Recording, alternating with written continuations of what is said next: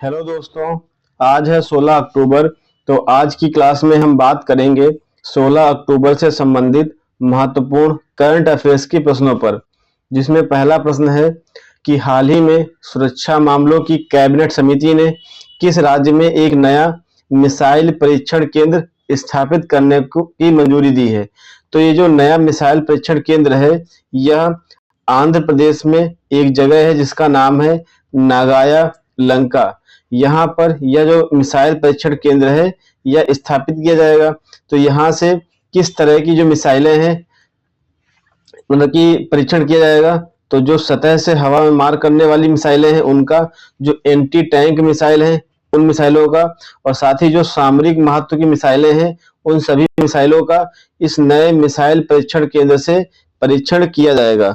तो हमारा सही उत्तर हो जाएगा ऑप्शन डी। जो नया मिसाइल परीक्षण केंद्र स्थापित किया जाएगा तो वह आंध्र प्रदेश में स्थापित किया जाएगा।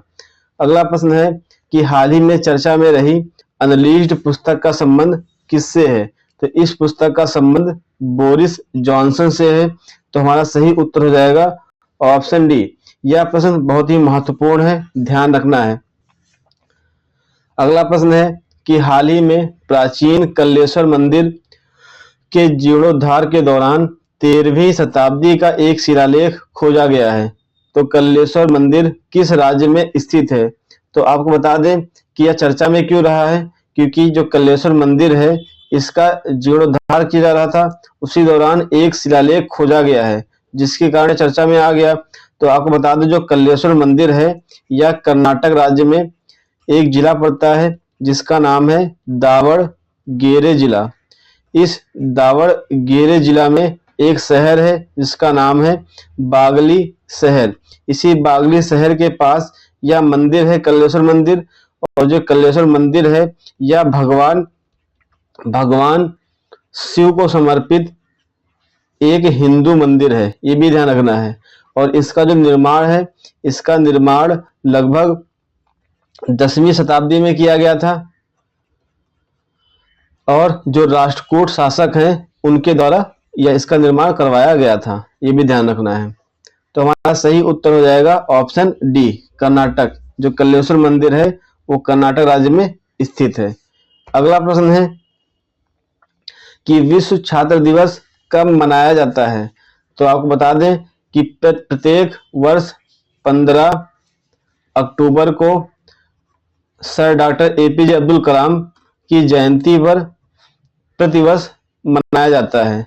आपको बता दें डॉक्टर एपीजे अब्दुल कलाम भारत के 11वें राष्ट्रपति भी रह चुके हैं, जिनका कार्यकाल 2002 से 2007 के बीच में था। इन्हें मिसाइल मैन के नाम से भी जाना जाता है। आपको बता दें कि जो विश्व छात्र दिवस 2024 का मनाया गया है, इसकी जो थीम है, इसकी थीम ध्यान रखना है, छात्रों के भविष्य के लिए समग्र शिक्षा। छात्रों के भविष्य के लिए समग्र शिक्षा जो थीम है, थीम ही बहुत महत्वपूर्ण है, ध्यान रखना है। तो हमारा सही उत्तर हो जाएगा ऑप्शन सी, 15 अक्टूबर। अगला प्रश्न है कि हाल ही में बन्नी उत्सव का आयोजन कहाँ किया गया। तो अभी जो बन्नी उत्सव है इसका आयोजन आंध्र प्रदेश का एक जिला है कुर्नूल जिला। इसी कुर्नूल जिले में बन्नी उत्सव का आयोजन किया गया है। बन्नी उत्सव को एक अन्य नाम से जानते हैं जिसका नाम है कर्रेला समारंभ। यह भी बन्नी उत्सव का एक नाम है। इसका आयोजन होता है आंध्र प्रदेश में। तो हमारा सही उत्तर हो जाएगा ऑप्शन डी।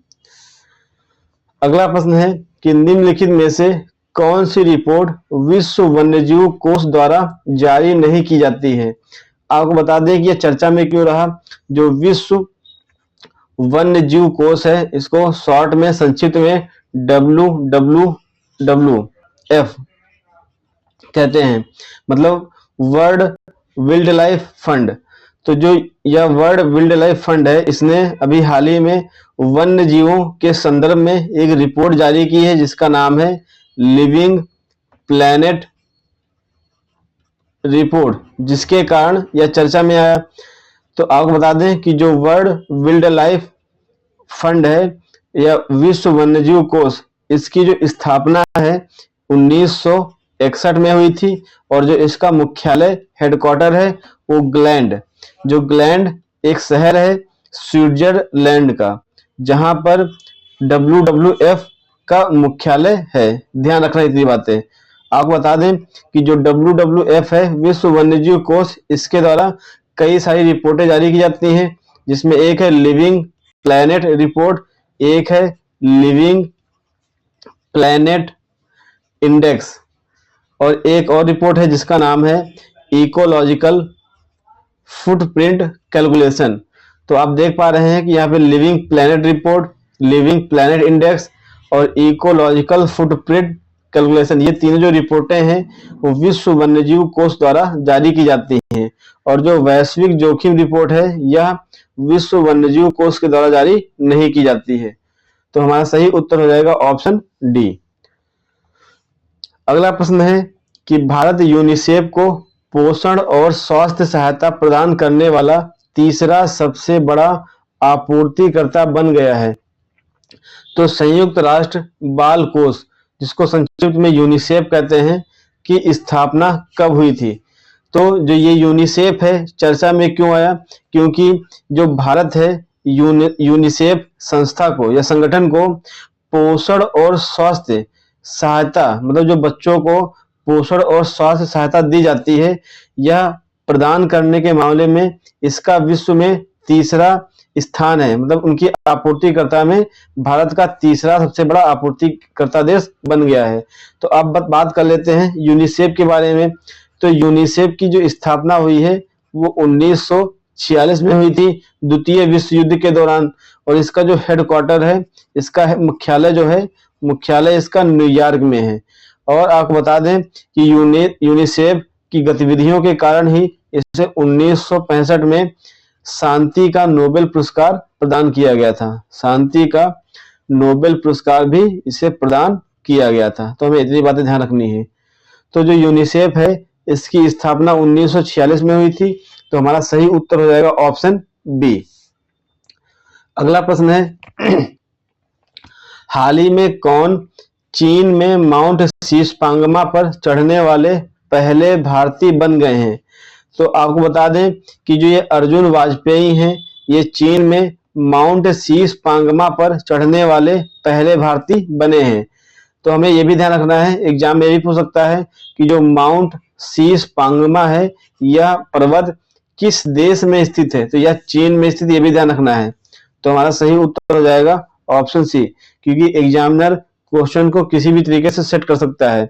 इसकी लोकेशन पूछ सकता है कि जो माउंट शीशपांगमा है ये किस देश में स्थित है, या इस किस पर चढ़ने वाले कौन से व्यक्ति बने हैं, पहले भारतीय बने हैं। तो वो है अर्जुन वाजपेयी।